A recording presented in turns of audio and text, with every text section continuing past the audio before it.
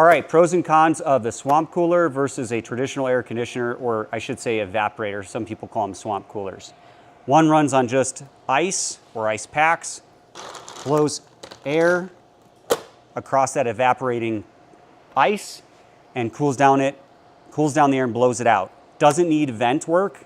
That's by far the biggest advantage. You don't need to have this hooked up to a vent, making it excellent for shops and garages without windows or ways to vent. Highly portable generally. You can get stationary ones if you want. And if you're in a very dry climate, it can humidify the air for you. Pros of the portable or regular air conditioner: really high output, really cools down areas very quickly, can be used in extremely hot or dry climates, whereas the swamp cooler basically can't be used in really humid climates effectively. It will be too humid and it'll blow up. It'll make it the humidity too high, and it just doesn't really work the way the science behind it works.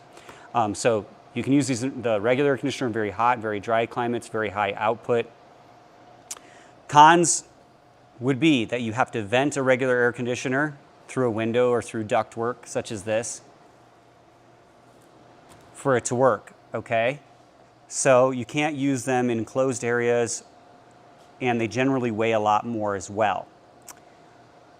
However, you can use one as a dehumidifier, which is kind of nice in some situations. So basically you have the swamp cooler that you can't really use in really humid climates.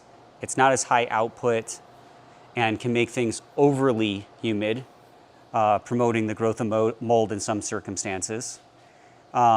And then you have the regular air conditioner that has to be vented and uses a lot more energy. So pros and cons here between an evaporator and a portable air conditioner.